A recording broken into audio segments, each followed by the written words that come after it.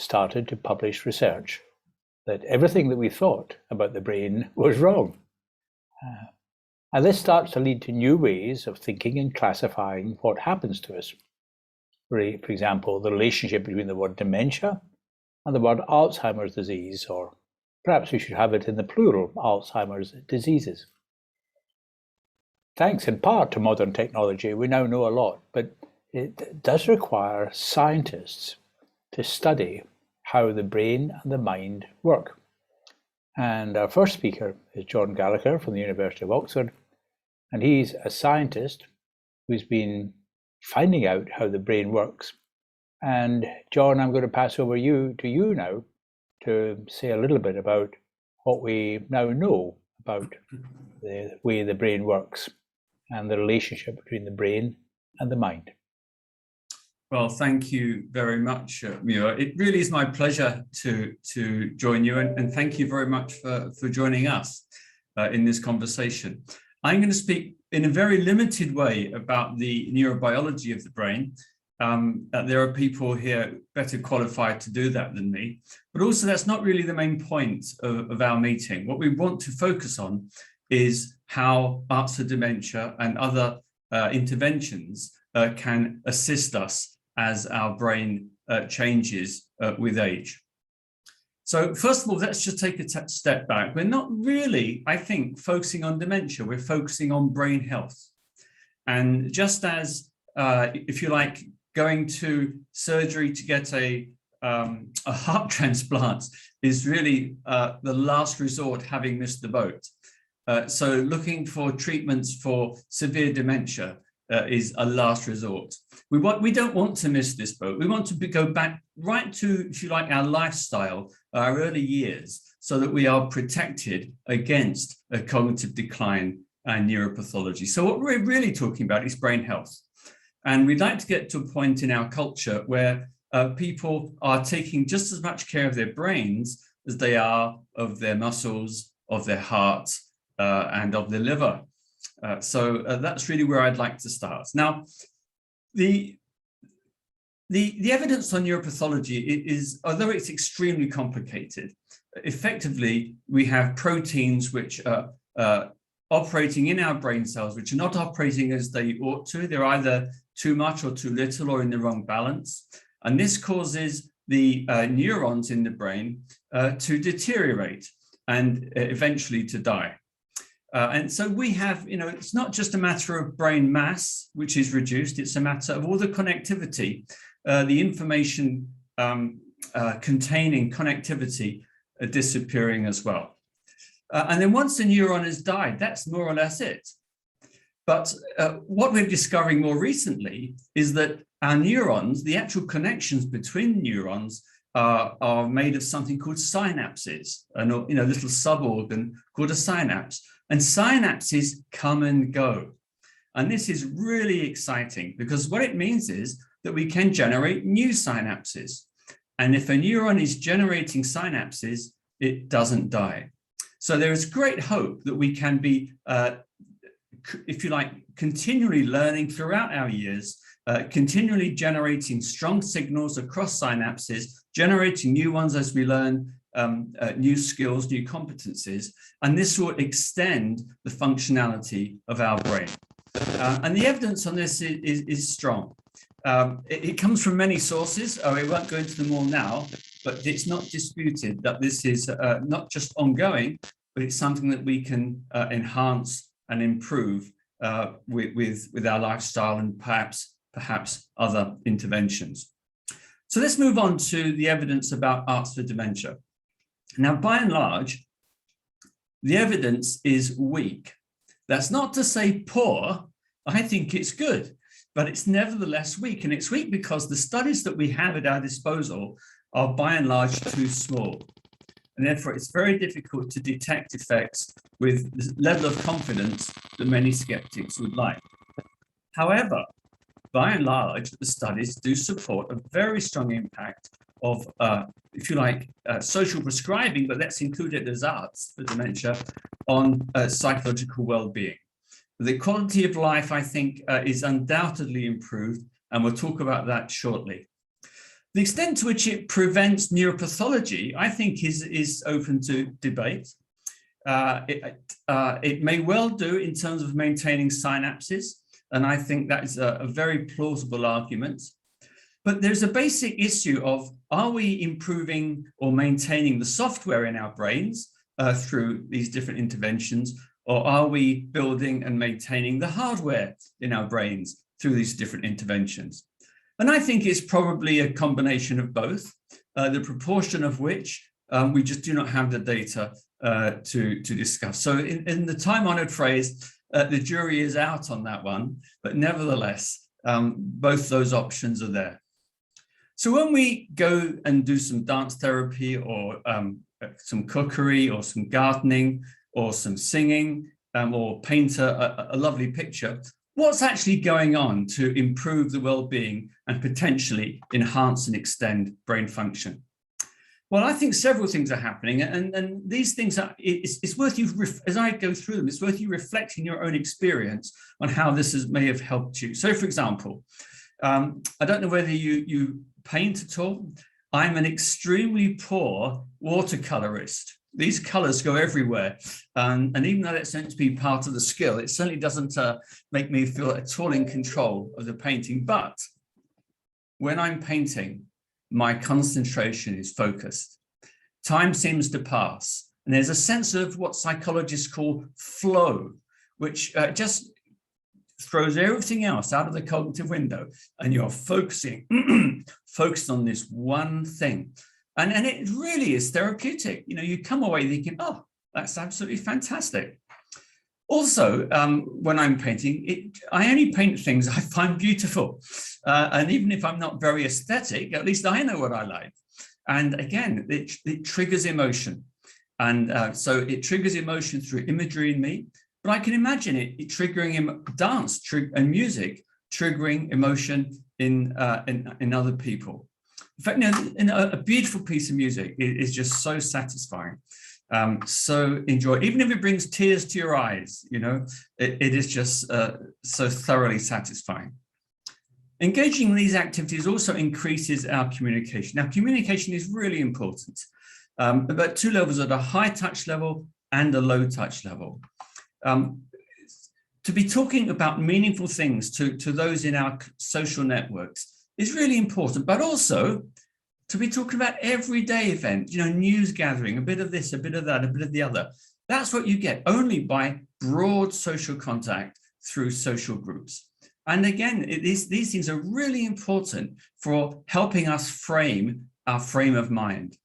It's very easy for us to be locked inside our own thinking, if you like, inside our own philosophical cave, as Plato would say, and we just do not understand. We begin to fail to appreciate broader pictures, broader perspectives, broader contexts, and communication is absolutely critical for giving us this broader context, a more balanced view of our place in the world. And then there's self-realization, and to some extent this is related to flow. To be able to express ourselves in a meaningful way is something that we as human beings have been, you know, if you were particularly interested in human origins, you discover that anatomically modern humans occurred something like, you know, between 300,000 and 500,000 years ago, but actually culturally modern humans, where they are painting, where they are creating music, is a much more recent phenomenon, but it is fundamental to who we are. And whether you are very good at something, whether you're just a learner, to be able to have that sense of expression in something you've created is very, very satisfying. And I think a final function is social cohesion. We are social animals, so to speak. We find our place in terms of our relationships. And to be building relationships so that it's not just one relationship that you're over dependent on, but actually there's a network of relationships that you're interdependent with.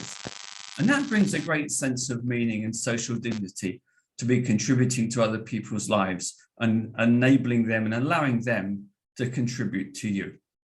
So there we have, if you like, some basic functions of what's going on.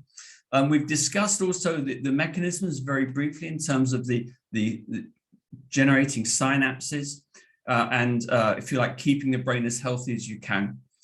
But there's, I think, a slightly broader perspective I'd like to end on, and that is that really we're talking about brain and body health, stimulating the mind, stimulating the body. So, for example, if you were to have some very basic public health messages, one would be exercise, do more. Smoking, stop. Alcohol, drink less. Obesity, change your diet. For your cognitive health, use it or risk losing it. And for your mental health, focus on your well-being. And those last two are particularly relevant for us today.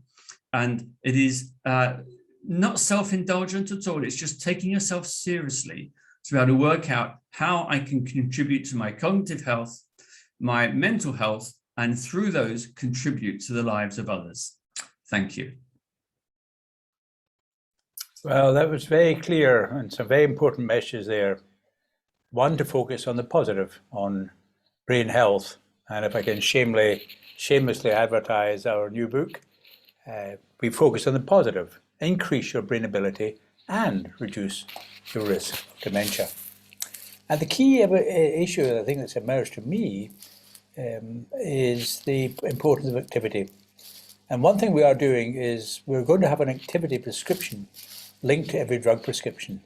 We've got in the back of the GP information systems to make that happen. The GP doesn't need to remember to press the button. Now, activity, as John said, we don't think sharply about the distinction between mind and body. We think of physical, cognitive, and emotional. And the ideal types of activity I'd like you to think about and in the chat room put down some suggestions. For me, for example, I would like the older people, like me, of Leeds, competing with the older people of Sheffield to see which population can raise more money for the Yorkshire Wildlife Trust, which employs young people. So mission and purpose and competition, I think, is very important. Now, we see now what we need. We need services like mental health services to cope with problems when they occur. But what you're hearing today is a revolutionary message, a cultural revolution. And our next speaker, Alistair Burns, is leading the revolution in the NHS. Now, as a consultant in mental health and old age, he's seen when he was in his day job before he went to NHS England as someone who ran a unit or delivered services. But Alistair has always had a clear understanding that his job was education, and that the more highly trained the professionals are, the more difficult they are to educate, because they have to unlearn what they've learned beforehand. So Alistair is a very influential person. He's very highly respected, and he's bringing about changes in the way people think. And as I say, we're more worried about the way the professionals think because they're more difficult to change. So Alistair, over to you. Muir, thank you very much for that lovely introduction. And Muir, if you send me your email, I'll send you a donation for the Yorkshire Wildlife Trust. And I think, I don't know if from Manchester that counts as Leeds or Sheffield. I'll let you decide that, but I'll give you a generous donation, or as generous as... we'll get Manchester competing with Liverpool. We'll get Manchester competing with Liverpool. You heard it here first. Thank you very much for the opportunity to talk about something that is incredibly important, and as Muir has suggested, something that is close to my heart.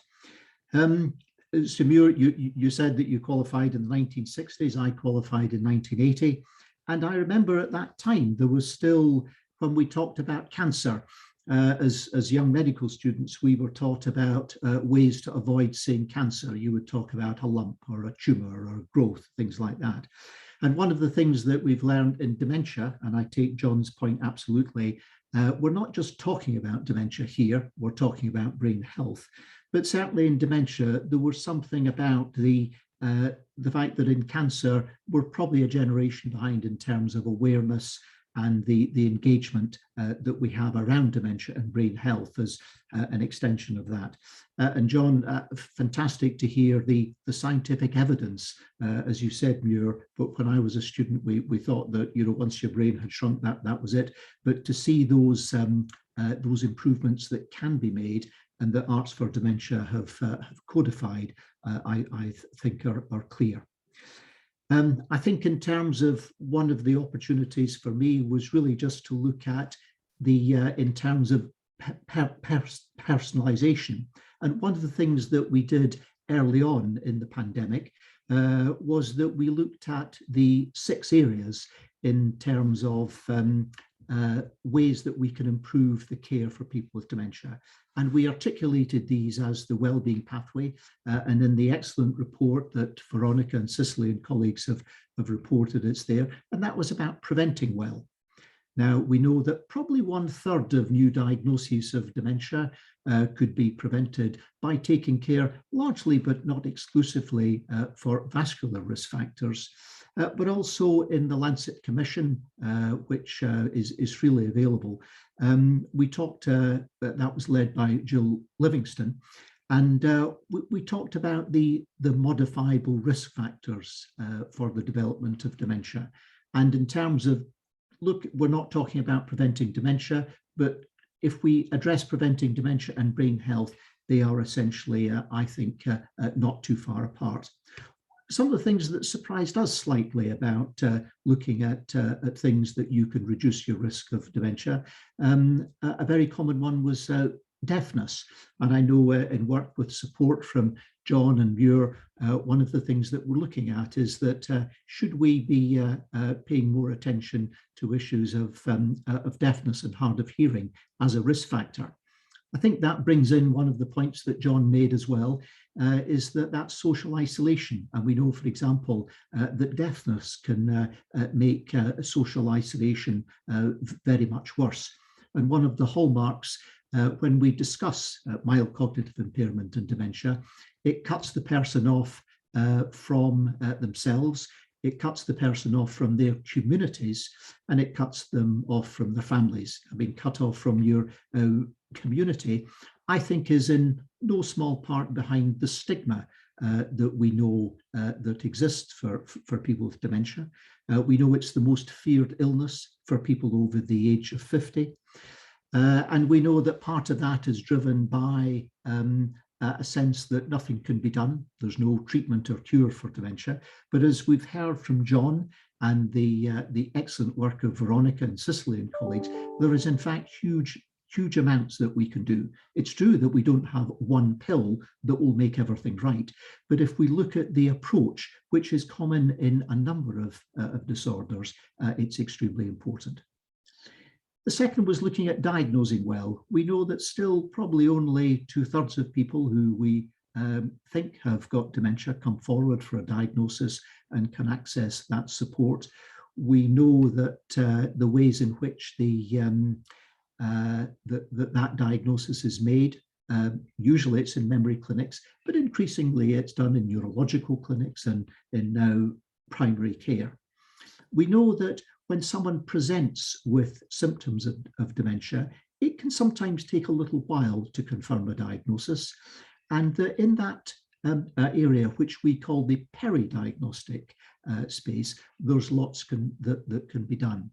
And again, the opportunities for looking at the creative arts, and John has given one or two examples, to concentrate the mind, to look at prevention and look at mental health are clearly important. So one of the things that I would like to do is to begin to concentrate on that peri-diagnostic support and not wait, and often it can be several months before a diagnosis is given.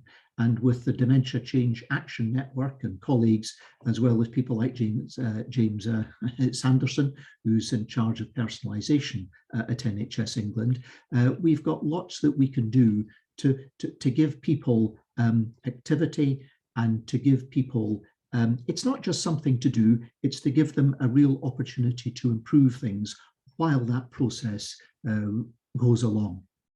We've heard from John the issue of use it or lose it. We know that in terms of that peri-diagnostic support, what's good for your heart's good for your head. And in fact, there's some evidence, even people, when they have a diagnosis of dementia, looking at those vascular risk factors, making sure that someone's hearing is optimal, can improve the situation there. The other two aspects of the pathway, as well as treating well and dying well, were living well and supporting well. And these are really two sides of the same thing. When we talked about supporting well, we used to concentrate on that immediate post-diagnostic period. And in Scotland, there's an aspiration that people would have support for a year following the diagnosis. Living well is that lived experience of a person in their community. And I'm often reminded that the vast majority of the experience of a person with dementia, their families and their carers, are in their own communities and is not with the NHS. So that living well is clearly extremely important. John also mentioned the issue of loneliness, and we know that particularly during the COVID pandemic, that isolation, that enforced isolation, has been very difficult for people with dementia, their families and carers, and the Alzheimer's Society and other charities done a great job bringing to the fore the importance of that. And loneliness brings in the aspects of depression as well. We know that people who are lonely are at greater risk of developing dementia, and I think that goes down to the issue of if people don't have social contacts, that can be a risk. But also, we all know it's a risk factor for depression. A lot of people look at the difference between isolation and loneliness, and I think a definition of loneliness that I've heard, it's the difference between those social contacts you want and those social contacts you have.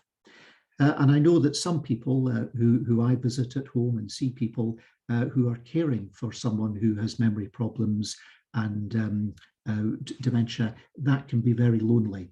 And so the importance of looking at the opportunity for arts is key.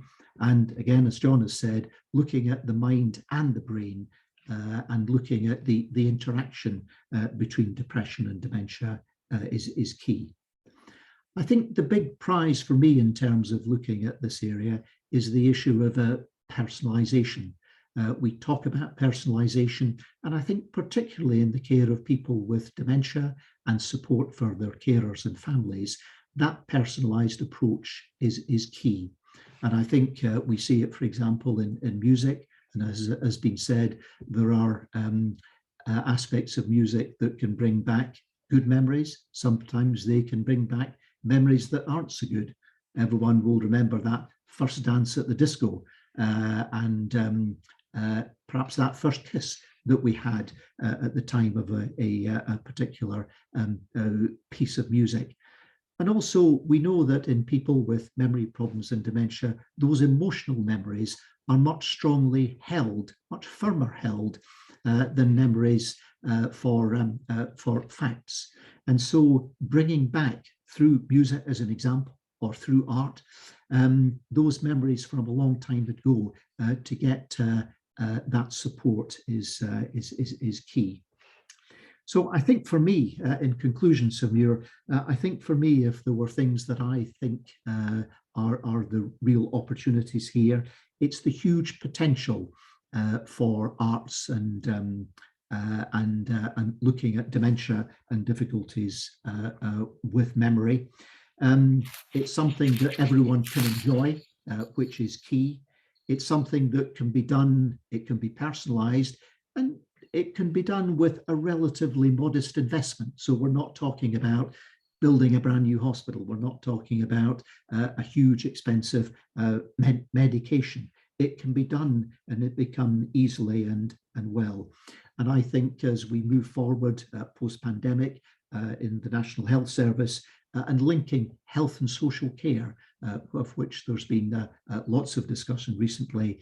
I think dementia, I always say, as a condition, that it's an exemplar where linking health and social care is important.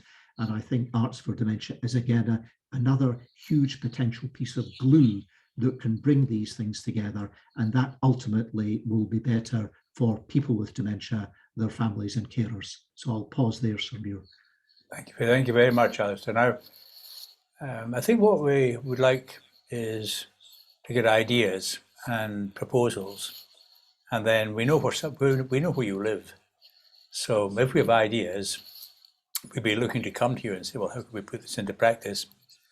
And I put in the chat room, there's a wonderful report just been published by the Department of Health with the, to me, astonishing title, Good for You, Good for Us, Good for Everybody.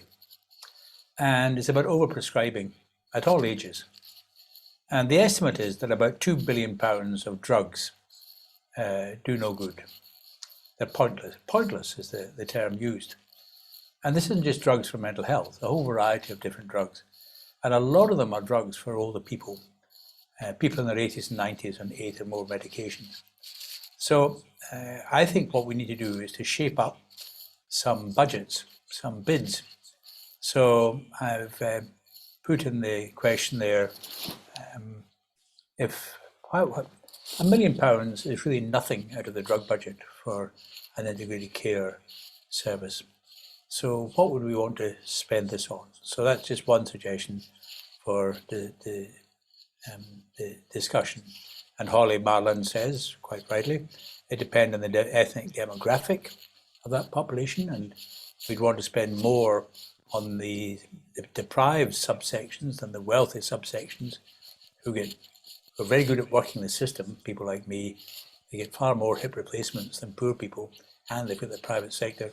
So yeah, we need to take that into account, Holly. That's a very good point. So, comments.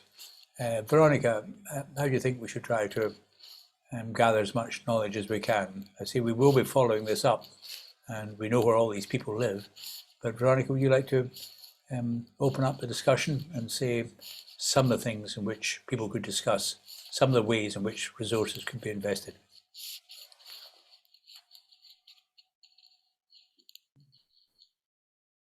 Veronica, you're on mute. So Muir, whilst Veronica's finding her unmute button, it strikes me that a lot of this is to do with the social fabric of our communities. Yes. So that you don't have to be a Michelin-starred chef to lead a cookery group. No. And you don't have to be Monty Don to lead a gardening group. You probably do need to know what a dance move is to lead a dance group, but you don't have to be a member of the Royal Ballet.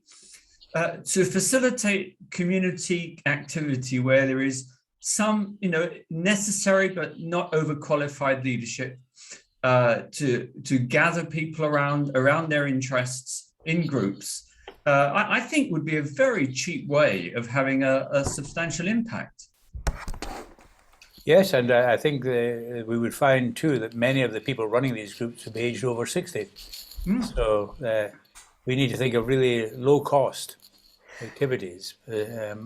Actually, an area we haven't tapped talking about low costs is the University of the Third Age, where people can teach each other, and actually with cognitive challenges would get the satisfaction that they can still be useful to each other. And it doesn't have to cost a great deal, but yes, it would be fantastic to have an infusion of funds, and particularly because that would enable the partnership working that's so terribly important between the arts organisation, and the integrated care system, and the link workers, and the ethnic groups, etc., and local authorities. In a way, it's more a matter of joining the dots, and if GPs. Now I know more and more are aware that actually link workers can relieve them of a great deal of time and worry. If they know now, if they get to know increasingly that actually all you are saying, and my goodness, we've just learned so much from you, are learning so much from you during this period.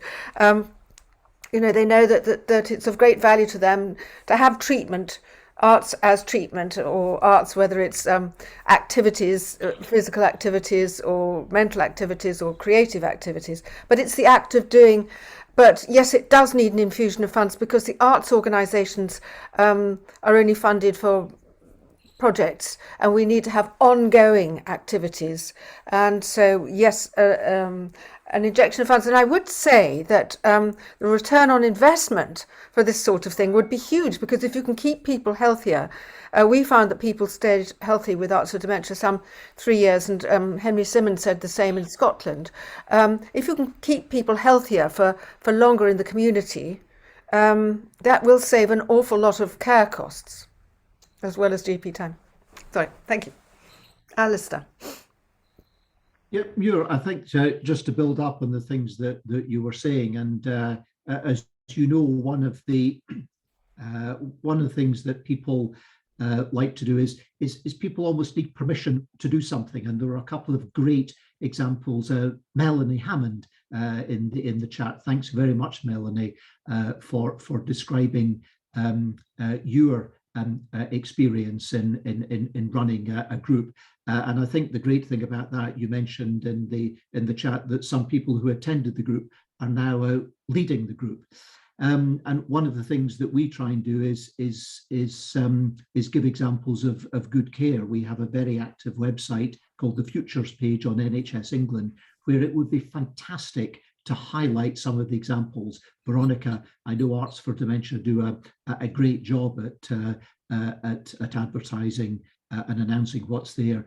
But Melanie, if you or if any colleagues wanted to write to me, care of Cicely, Veronica, or directly at Alistair Burns at manchester.ac.uk, it would be great to see if we could get these put on the website, and people can get ideas and steers from each other. Can I ask John about digital and the internet? And obviously isolation, complicated and sometimes caused by deafness, is a major issue. But mobility is a big problem. And I think there's some evidence that digital communication and links have better. I'm working on the assumption that the evidence I've seen is that, as well as encouraging face-to-face communication, digital inclusion is a very important feature. I often say, without strong evidence, that there must be 1,780 people in care homes who love Schubert. But that's one for every 7 care homes. But imagine that coming together as a community. And it may be, Veronica, we need to think of not just the excellent local initiatives we've seen, but starting to think nationally about, I'm a supporter of a particular football club that no one's heard of. But there's probably 17 people in England have heard of Queen of the South. Oh, but, I have. Oh, good, there we are, 18. But if you take the arts, there'll be, there might be 25 people love Shostakovich in care homes. But when an orchestra comes in, it's very nice when young people come in and play, but they would love to go to a Shostakovich concert or to see one particular artist that most people have never heard of. So I think that might be another theme for discussion, John, if you think there's an evidence base for the value from digital, including virtual reality. We're looking at virtual reality, and you can actually stand in the chorus of an opera with virtual reality. Mm. So Muir, it depends what you mean by evidence, because if we're looking at, if you like, formal scientific studies, yep. I don't think they've been done. But if you look at what you might describe as people's social preferences, as enacted by millions of people yes. around the world, yeah. Okay, it's a fantastic idea. Yes, yes, yeah, okay. That's all I need, Professor Gallacher. What I always ask is, and I ask it of this audience, have you heard of Fortnite? And you can tell who's got teenage boys because their face immediately goes white. But these guys in the virtual reality business can do anything we want. go down the Grand Canal, walk over the Academia Bridge. Oh yeah, no problem, no problem. It's the gaming industry has created the opportunity to not just go to an art gallery, but actually walk upstairs and stand beside other people, including your niece in Toronto. So I just say that's one thing I'd like to take forward from today. I think we should be encouraging the local initiatives, the face-to-face certainly, but Veronica, as a national organisation, I haven't got far yet with Guardians of the Opera and the Royal Opera House, but we're getting close there, I think. And there are thousands of people, but they're just dotted about in very small numbers. Well, can I answer that very quickly? I joined the self-isolation choir. It was the most fantastic thing, because if you look, if the conductor, you feel you're the only person in the world. The conductor looks, is looking Yes. at the camera, Yes. and there are in fact 500 people. And I went to a party afterwards, and it was all women actually. Yes. But they provide a voice for each section. It is absolutely brilliant. But the other thing about music is that there are free organ recitals in churches all over the country, and this is a brilliant opportunity for person and carer to just go and enjoy live music, but also it's an opportunity for organists who are always accompanying, and here they are playing to their heart's content, and sometimes with just their feet. And that is what inspired a program we held 4 years ago, and we are now thinking of having a conference at church music in churches or other spiritual bases nationally. So that would be that is a sort of an idea for a next step. But yes, music on Zoom, it's the one of the advantages is you've got that personal touch. Mm-hmm. As well, you can dance and move all around it, but this personal touch for people with dementia, really valuable. Now, Veronica has brought up another problem group in society called MEN, and many of the Move It or Lose It or Generation Games, when I see them doing exercise to music, there's not many MEN about. Now, there are some things taking place with the Memory Foundation from the Sports Council, but I think I'm just asking the people to comment in the chat room what the gender balance is, and have any of you made a particular move to get more men involved? So we'll just leave that up there for the moment. Alistair. Muir, just on relation to that, and while everyone is putting their experiences, perhaps I could mention sporting memories. Yes, and that's the one. Yep. I'm not a Queen of the South fan myself, but great respect. And in terms of sporting memories, again, not just for men, but looking at brain health and football as well, which is a major part. Sporting memories have a great network of support that can be there. The other one, which people will know better than me, is Men in Sheds. Certainly locally, a few years ago, I was privileged when I found I myself would be eligible to join the Men in Sheds group. So there are some gender specific things that are available. But just in relation to the very important point, and the point that was brought up at the beginning of the chat, one of the things that we are conscious about when, for example, we talk about some of the digital consultations that we make in memory clinics, is to make sure that there is no digital exclusion, and we're all on Zoom, and we must be mindful of people who perhaps don't have access to these various media, and make sure that there are opportunities for them as well. It was just to say a couple of things while people are collecting their thoughts on it. So we're starting to see some things come in now. Let's just focus a bit more on arts. And Veronica, the term arts covers a wide range of activities. Quite a few comments been on music. Yes, I think that could be developed as a theme. Then there's the arts, as in the creative arts, painting, for example. Then there's the reading and writing. So, Veronica, much of what's the balance you see between these? Well, types of art? you were talking about men in sheds. There's a wonderful partnership between men in sheds and city in Swansea and Swansea City Opera, and where they got together and made a coal mining song. Where they rub along, I can't remember what it's called. Anyway, they're rubbing along. It's just a terrific idea. And I think that one of the things that is that a lot of people say arts isn't for us. And over the last few weeks, I've just been away for the first time. And people say, well, how do I get him to go to arts or whatever it is? It's quite a challenge to encourage people. Once there, they love it. It's a matter of it's quite a challenge encouraging people to do something they're not used to doing. I mean, I always think it's a good thing to do what you do a little bit more. For example, if you're looking at a picture, spend longer at it, look at it. That's the great thing about a social group, because you can discuss it together. And actually, when looking at a picture, I remember a long time ago at the Kenwood, the guides chose a picture that I thought was far too full of people and wouldn't work.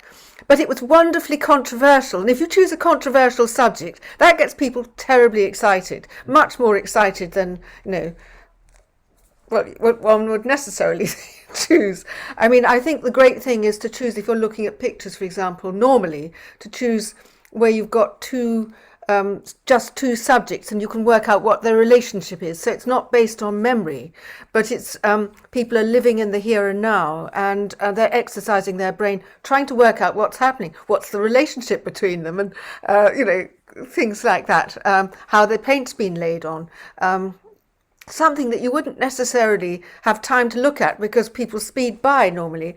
And the great thing, it's not a great thing, but the thing about wanting to work on improving or preserving your brain health is that you can give time to each other, time to a group, and really explore. And but physical as well, you're saying, being physical, walking together, so long as it's on a weekly basis, because that keeps the exercise up.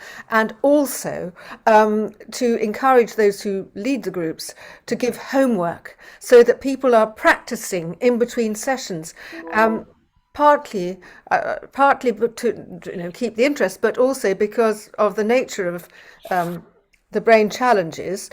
People might be worried about something and focus about something, but if you take up, I don't know, whether you're photographing each other or shading or looking at my horrible face, but if you're doing something together that's really creative, it takes your mind off, and also it can be part of a scenario, writing a scenario. There's so many kinds of arts to suit that person. As Alistair says, personalization is the thing, but activity too. So if I could just chip in, very, very briefly. In my tender years as a researcher, I was working on the Caerphilly study in South Wales. Yes. And I did a survey of people's lifestyles and what would predict healthy behaviors. And curiously, that a health message was irrelevant. Although people said it was important, it just was not associated with level of behavior. The three things that were associated with high levels of behavior were: 1, enjoyment, 2, convenience, and 3, people to enjoy the behavior with. And those three things consistently predicted high levels of exercise, high levels of good diet. And I can't remember what the other thing was, but it was a curious combination. Now, with hindsight, it's obvious, but actually it wasn't obvious until we measured it. Yeah, because transport's coming up a lot in the chat room. Now, Veronica, we're going to capture all these initiatives. Yes. Yes. Heritage, I see Ruth Ann saying, well, we are encouraging people to focus on heritage. Is that within arts? And the answer, I think, is anything that involves the three aspects: emotion, cognition, and physicality. I think, is what we're looking at. And you can start off with something like a walking group, but if they're raising money to support young musicians, I would call that an arts project. And I think we're looking at the sense of mission as something else, which is important. Someone else said, well, why doesn't the arts world put money into it? Well, I think there's more money wasted in the NHS, actually, if you look at the prescribing budget and the increase in the number of MRIs. So I think the NHS needs to recognise that. It's very interesting that the report called Good for You, Good for Us, Good for Everybody does say that one of the reasons for overprescribing is a lack of social and active prescribing opportunities. So the message is getting through.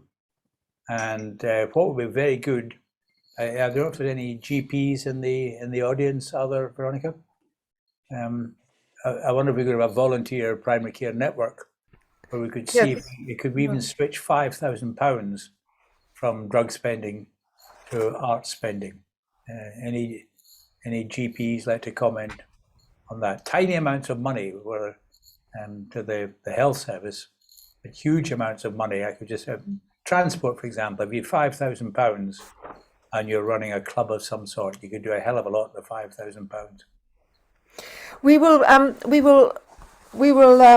record all of this on verbatim, so that you all the questions you're raising, we'll be able to generate and follow up, generate questions, and come up with both a report and then hopefully answers too.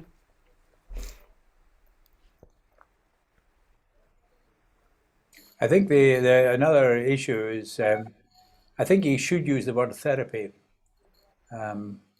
Veronica, you've been a champion for arts therapy, and the word therapy reaches the subconscious of people in the health service. Alistair. Yes, thanks. I know just on that last point, I think people talked about social prescribing, and Melanie has made the point again in the chat of GPs being aware of what's available, which is why, if you like, advertising and Veronica, the information you have on Arts for Dementia is important. I was just going to ask John, in terms of the evidence from what you were describing about something that's easy, social interaction, walking. Do you think we should all get a dog? I know that the Alzheimer's Scotland have this specific initiative, Dogs for Dementia. I always used to say, people say, what are dementia dogs? And I say they're guide dogs looking for a career change. The benefits of being out with there's a big Harvard report called Dogs and Health. Yeah, Harvard Medical School. I mean, and cats. If I go out on my own, people just look at me, go out with a dog, everyone stops it, everyone talks to you, everything like that. Exercise, and if you can't find your way home, the dog will bring you home. What do you think, John? Evidence for that? Honestly, I think it's an excellent idea, provided you can look after the dog. So just to bear that in mind. But I love the idea. I would love the idea of having a dog. I'm yet to persuade my good wife that she would like one also. So there's a certain domestic consensus required, but nevertheless, I think it's a great idea. Maybe one dependent animal in the house is enough. I think it's a terribly good idea. I have a friend with fairly advanced dementia, and I really felt that he should have a dog. It would give him something to feel responsible for. Mm-hmm. I always remember there's a brilliant care farm, a couple in Dorset and elsewhere, and when introduced there, not many women are allowed actually, and there was but it was set up by a woman, and she introduced me to this chap who had who used to wander off with dementia, but because he was walking the dog, he was telling the dog where to go and what to do, and and he was much happier. I think dogs are a brilliant idea. I really love guide dogs looking for a career change. I think this is a terribly good idea. Could I just say thanks to Ruth Kerr for hen power? I was in the Northeast 2 or 3 years ago, and hen power were there. That was the issue of hens, and it came from a story of and Ruth will correct me. There was, I think it was sheltered accommodation. There was an elderly gentleman who he had some episodes of confusion, and during these he would call out the names of Rosie and things like that, and people thought, oh, is this something in his past? But what it was his chickens he used to look after, and so they brought in some hens, and it was really significant. Without wanting to be flippant, but Ruth, I think it's an example of looking at a different way, and hen power is another very good example. It's the time is marching on. Veronica, the follow-up to this, there'll be a report produced. Follow-up, yes. We tomorrow we start typing. And sorry. Am I on mute? No. Tomorrow we start typing. This is being recorded too, because some people couldn't attend. And yes, we would definitely welcome feedback, which may we share with you, John and Alistair. I don't want to put you to lots of extra work, but anyway, at least to inform, and we'll share. And perhaps we definitely would like to look at ways forward. And we have next week, we have a webinar, which actually it's on Muir's subject, brain ability. And we may come up with some news from this week, but we will definitely, perhaps we'll have a newsletter, an Arts for Brain Health newsletter. Next month, December the 7th. December the 7th. Did I say next week? I did mean next month, yes. I think what we need is to use your website, link to Alistair's website, and all the projects. If you've got a little video of something happening, send a video link, a YouTube link to Veronica. There's nothing like showing things, sporting memories, for example, or I'm looking at some of the other projects that have taken place here, the Heritage Project. So we need a little bit of action, more than words. Wittgenstein said every idea is a picture. So we need pictures, I think, of things that people can do to excite this. Then I think we need to look at ways in which we can, and this is with Alistair's help, we can start to build this in. I think we've got to reach the primary care networks. And there'll be about 6 or 7 of those, Alistair, for each of the so-called partnerships. But if we could start to getting primary care networks, and I would go for a little bit of shift of finance. I think it's possible. And there are other health and well-being coaches can be funded from some new NHS funds, but we've got to look at ways in which we can get these small sums of money. Yeah, I think it should be big sums of money too, but when there are issues about transport, for example, we need to look at ways we can do that. And I think part of the December the 7th meeting would be we'll feed back on this, Veronica. Lovely. And I think that there's need for the brand is important. I think Arts for Health, Dementia is a good brand, but we're now talking much brain more health, about and interventions, people doing things. And I think we'll have maybe a virtual theme at the next meeting, a digital and virtual theme. And of course, poor people are less likely to be online than wealthy people, but that is starting to change quite quickly. It's like the telephone was 50 years ago when there were people without telephones. So that's not going to last. And we need to think a little bit about how could people have something stimulating every day in their life, whether it's the bagpipes or Schubert, is a matter of personal choice and preference. Bagpipes, yes. If you don't behave, we'll give you bagpipes to. How fantastic! Right. That's so colourful. Good. So, Veronica, last word to you. Well, thank you very, very much indeed. There's so much food for thought here about sort of emotion, cognition, and physicality being what we all need, and of course social connections.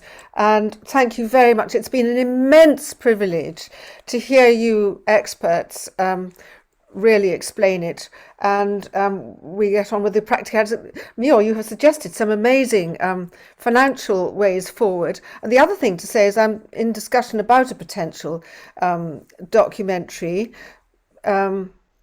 which would follow a person's experiences, and so I'd love to be in touch with everybody in case there is someone whose experiences we can follow using the arts to keep them uplifted and healthy. There is, well, I'd like to just close with one person, one of our participants who was diagnosed with vascular dementia, and she did art with somebody else and she did drama with us, and for this report I rang her up because I wanted to check people's diagnostic experiences, how long, I was really trying to find out how long it had taken them to get a diagnosis.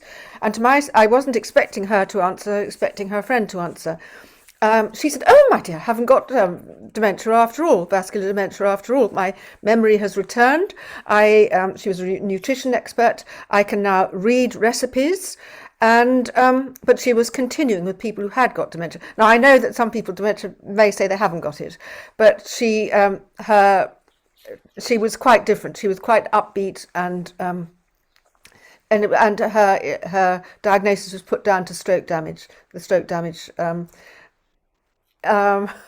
I'm not a scientist, but she changed. It was weekly taking up arts, and she was very political. And I think if you're really engaged, and I think she and her friend were really engaged, that makes a difference. And it's engagement that we've been talking about today, personal engagement. So thank you very, very, very much. I'll write separately, but thank you so much, and thank you to Cicely for massive support, and thank you all for joining us. And look forward to seeing you on the 7th of December, and hearing from you earlier. My pleasure. Yeah. Thank you. Join the revolution. It's a revolution. Thank you. Thank you so much. Thank you. Well, good. Thank you very, very much to you all. We'll keep the chat open a little longer in case you want to say anything. But we know where you live. Yeah, we can get to you. We can find you on email. Thank you. Thank you so much.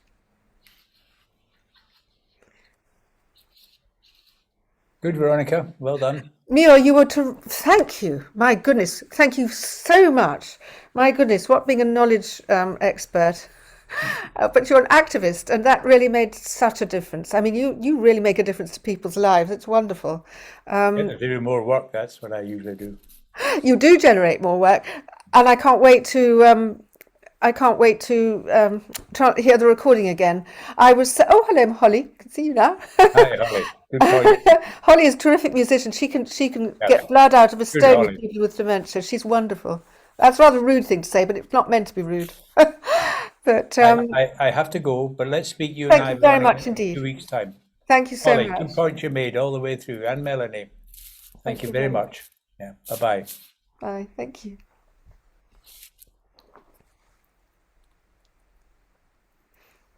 Cicely.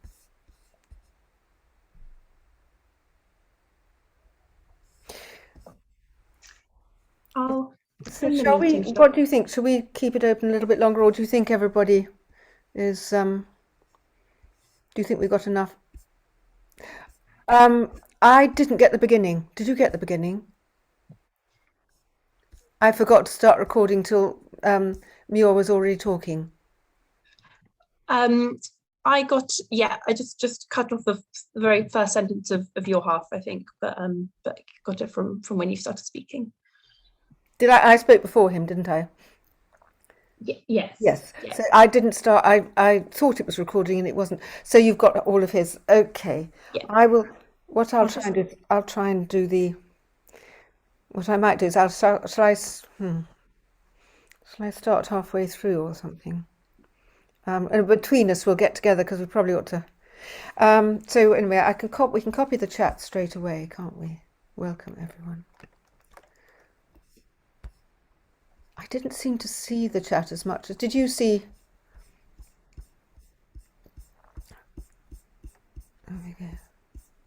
Copying the chat now.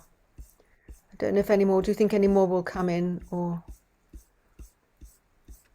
No, I think that's everyone gone now. everyone's gone? Okay, thanks. Well, I'm just copying the Yeah, it was chat. hard because there was lots of comments coming, but there wasn't There weren't too many questions, were there?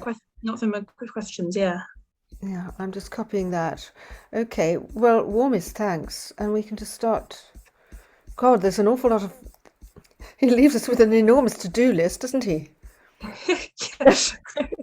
I'm not sure that. Are we definitely alone? Definitely. Yes. Oh, good. I'm not sure that Arts for Dementia is going to want to play a part. I mean, they're so negative. I'm just wondering whether I have to set up. I hope we're not. I hope they stay positive. But I just sort of thought, well, I'd run them. But if Arts for Dementia is happy, because it's so good for Arts for Dementia to be part of this. Oh, Nigel was on it, wasn't he? So he will have heard. Yes, he was. I don't know how long he stayed.